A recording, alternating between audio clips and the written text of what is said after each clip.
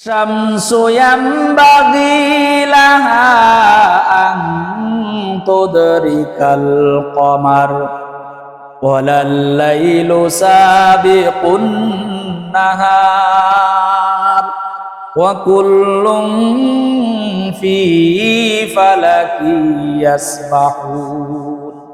ওই আকাশ, সূর্য, তারকা, ছায়াপথ, গ্যালাক্সি, চন্দ্র, সূর্য সব দেখতে পাচ্ছি, তারা আল্লাহর আইন মানছে। লা শামসু ইয়ামবাগি লাহা আন তুদরিকাল কমার, সূর্যের ক্ষমতা হবে না চাঁদের কক্ষপথে হাঁটা, চাঁদের ক্ষমতা হবে না, চন্দ্রের ক্ষমতা হবে না সূর্যের কক্ষপথে হাঁটার, কারণ সেখানে আল্লাহর আইন আছে। তাই এই আল্লাহর সৃষ্টি যদি এইভাবে আইন মানতে পারে, আর আমরা মানুষ হয়ে মানুষের তৈরি করা আইন মেনে বসে আছি, আমরা মানুষ হয়ে মানব রচিত আইনের পিছনে যুদ্ধ, জিহাদ, সংগ্রাম, মিছিল, মিটিং, টাকা পয়সা সব ব্যয় করছি। এই জন্য আল্লাহ তাআলার সৃষ্টিগুলো সব আল্লাহর আইন মানছে। আল্লাহ তাআলা বলছেন, ওয়ালাহু আসলামা মান ফিস সামাওয়াতি ওয়াল আরদ তাওআউ ওয়া কারহা।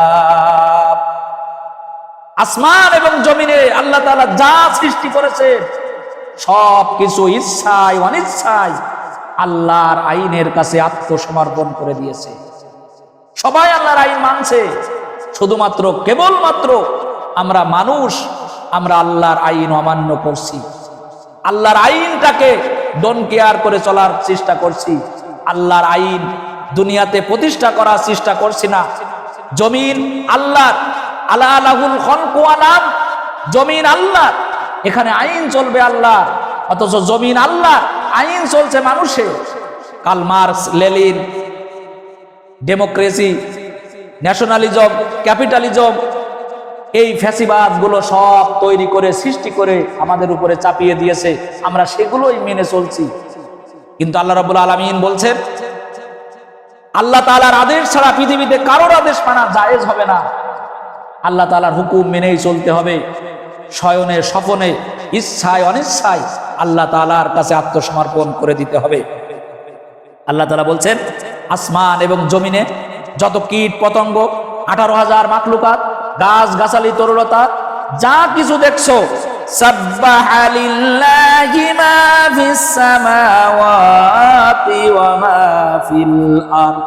আসমান এবং জমিনে যত কীট পতঙ্গ, গাছ গাছালি যা দেখছো, সবাই আল্লাহ তাআলার আইন মেনে চলছে, সবাই আল্লাহ তাআলার জিকির করছে, তাসবিহ তাহলিল পাঠ করছে। শুধুমাত্র এই মানুষ হয়ে আমরা আল্লাহ তাআলাকে চিনতে পারিনি, আল্লাহ তাআলার কাছে আসতে পারিনি, আল্লাহকে বন্ধু হিসাবে গ্রহণ করতে পারিনি। এটা আমাদের চরম ব্যর্থতা ছাড়া আর কিছু নয়।